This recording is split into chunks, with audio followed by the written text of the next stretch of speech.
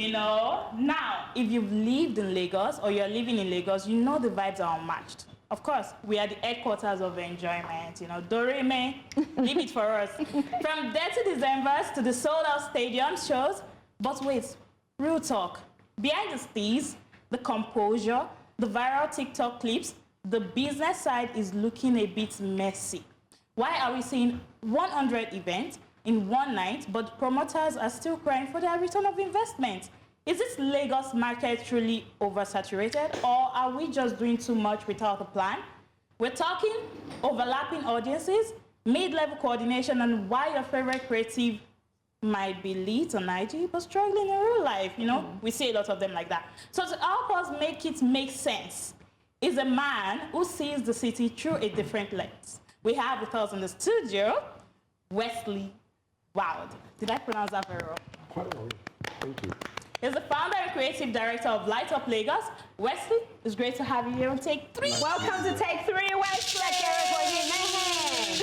Now we started. How are you feeling today? I'm good, relaxed. That made me feel comfortable, so thank you. That's how we roll here. That's Take 3 vibe. That's how we roll. Yeah, I like the vibe, love it. You're welcome. So for our viewer, please, can you describe your role in this Lagos entertainment scene? Well, as you said before, I'm the creative director and founder of Light Up Lagos and Afrocentric. I guess my role is to give world-class experiences to Lagos tourists and also locals alike. Okay. Amazing. But how would you characterize the current state of events and nightlife, basically, in the city? It's quite a difficult one because it depends on what angle you're looking at it from. I think that the current state of events and nightlife is actually quite good. I think there's a bit of diversity in it. There's a lot of events going on. For example, last December, I think over 1,000 events happened around December. But the only problem that we have is that there's a lot of clashes. So different events are happening at the same time on the same day.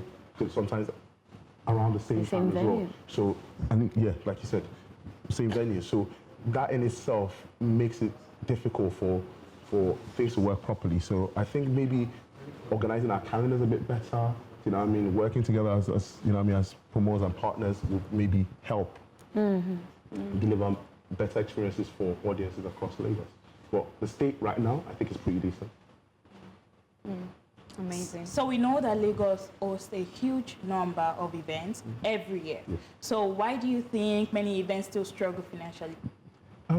It leads off on what I said earlier. I think the competition is, I won't say it's too much, because competition is good, but I think lack of planning, lack of aligning our calendars, not enough funding, not enough sponsors coming on board properly, you know what I mean, or giving as much as they should, and just generally lack of collaborations. I think a lot of people don't want to work together as a team. This year, what we decided to do is, you know, do a lot of collaboration. Well, not this year, last year. So what we decided to do is do a lot of collaboration. Like we collaborated with Miss DSF, with DJs, with our partners like Maya Link Up and a lot of other people to deliver a series of events that would excite people. So I think that is some of the reasons why things are not going as well as they could. I think that people should probably work together more and see how they can build together, essentially.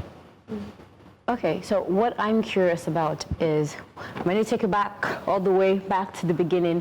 What problem did you see in the entertainment scene, the entertainment industry, that made you decide to do Light Up Lagos? Well, I wouldn't say there was a problem I saw. I probably saw a gap in the market, so to speak. And I was in my apartment in London, and I was watching, this is 4 or 5 years ago, I was watching fireworks shows across the world. That was on New Year's Day. And then it just dawned on me that there was nothing about Africa. They showed Australia, America, Dubai, London, England, but in other parts of the world, but there was nothing about Africa. And I thought to myself, you know what, why is that? Someone's got to do this. And I thought, okay, if no one's going to do it, I'm going to do it. And I spoke to a couple of our mates, we shared a couple of ideas, and that's how the whole Light Up Lagos thing was born, essentially. And it's been a journey. It's been a hell of a journey. How long has it been? It's magic. It's a hell of a journey. It feels like 100 years, if I'm being honest. But it's only been about 4 years. We started in 2021, but we couldn't pull it off in 2020 because of COVID and stuff. Yeah. And then we did our first event in 22, and since then it's been amazing. You know, we've had so many different artists. We work with so many different brands and collaborations. It's just been an amazing experience. And the most important bit of it is the fireworks across the Yes. bridge. You know what I mean? And I don't know, have you seen it? Of course. Okay, fair enough. Yes, you know I what I'm talking have. about. So, I was going to say it's amazing when Thank you you. were there. Like, Thank you it's very so much fun. Lots of artists there. I think the one where to us having another midday where at one point it was really fun. But in your experience, what are the main costs or pressures that organizers face? It's a lot. You have to do, first things first, you have to do with licensing. So to get the right license to do stuff. So for example, you want to do an event now, you need to get a sound permit. These are things that people don't know about. You think you just go and put on an event. That's not how it works. You've got to get licensing right, you've got to get security, you've got to get staffing. And these are all just the standard moving parts. Then you have to talk about advertising, funding, marketing. You know what I mean? There's just so many things that you've got to look at when it comes to putting on an event of this magnitude. And even smaller events. Yeah, it's quite difficult to pull off. So, you spoke about scheduling of events. Sometimes the artists have the same venue, but different events. So how can we work on that moving forward? But before you answer that, let's go on a quick break. Okay.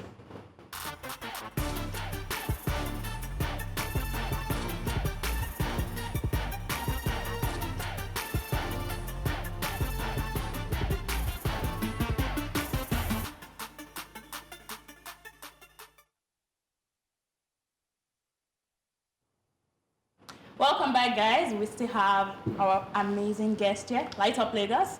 So I asked the question the other time that this scheduling problem between different artists, how do you plan to, fix that this year? Well, or moving forward? I don't think it's my responsibility per se to fix it. But if I could lend some helping hand, I would say people should collaborate more. That's something that we did, and that was good for our brand and for the people that we collaborate with.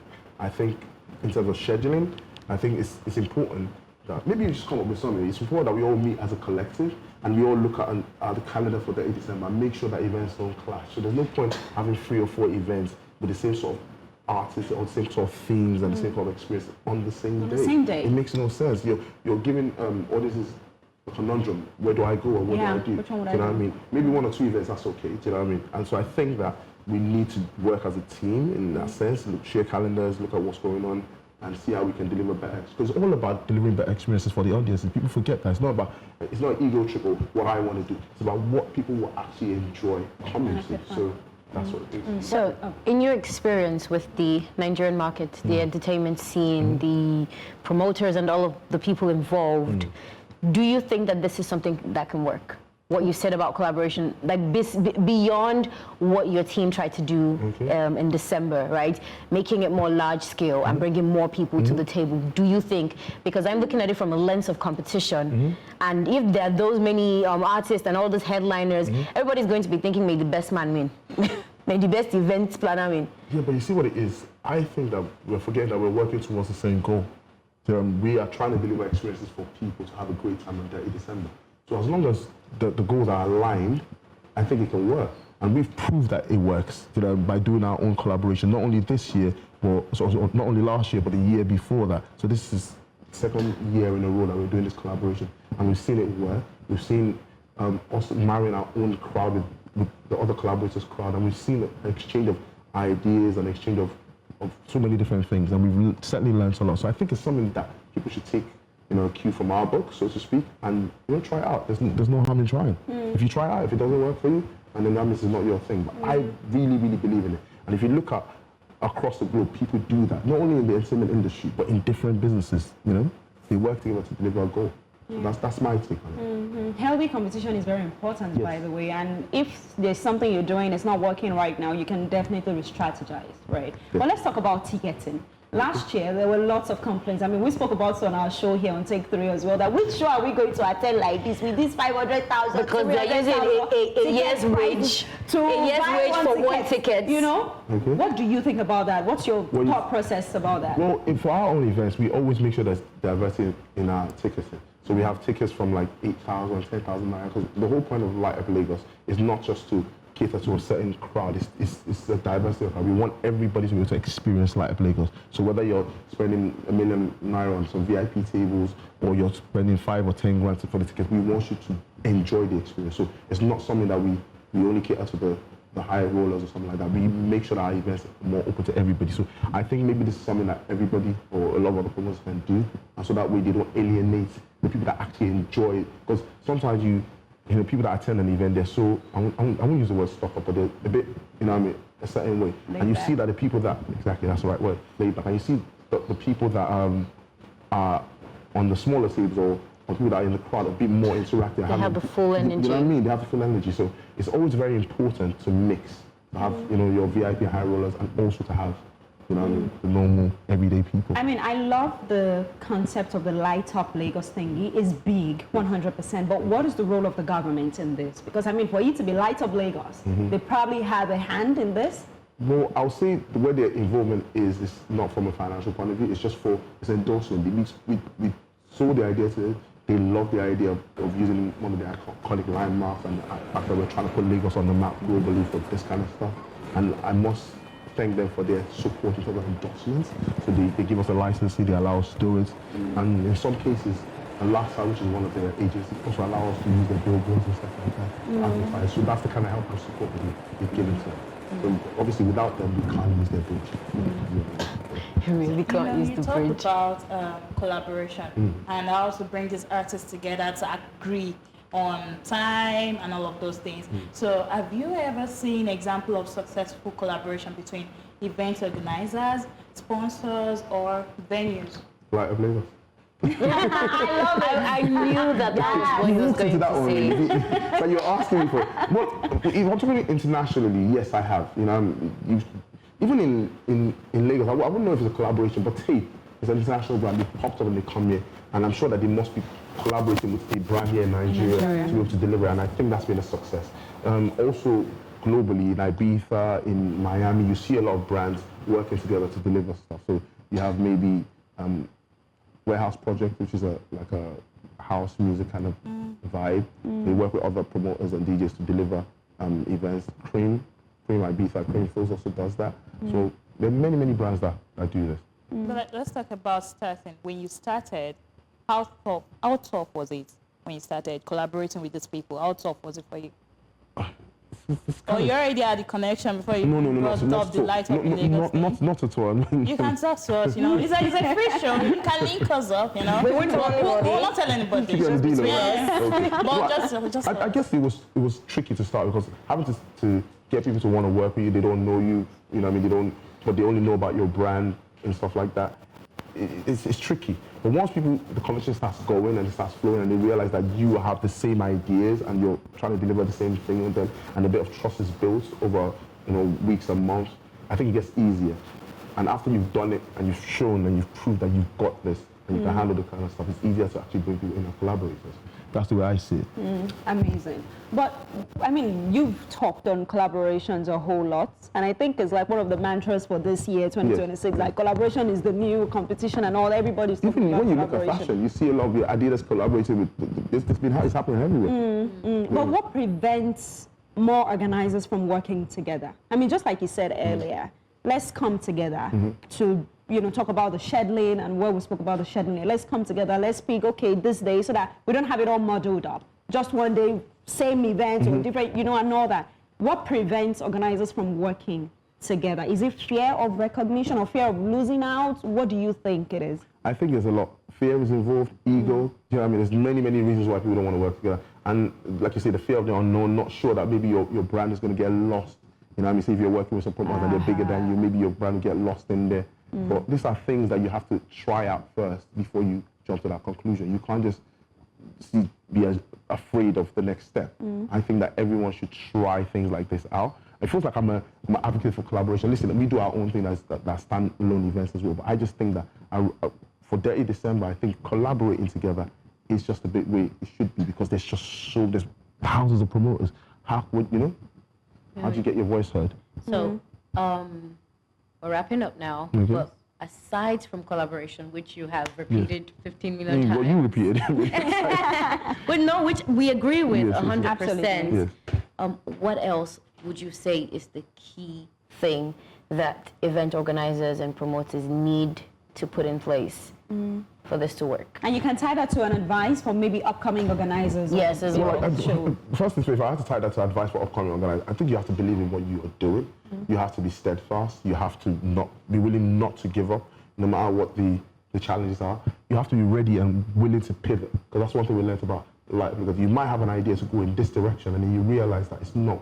You know what I mean? Maybe the audiences are not going to buy into that. You know what I mean? Or it's not going to work the way you wanted it to work. And you have to be willing to pivot and say, you know what, let me try something else. I think that's the advice I would give up-and-coming promoters or people that want to do the kind of stuff that we do. And then apart from collaborations, I think just knowing your craft properly and having a clear idea of what you want to achieve.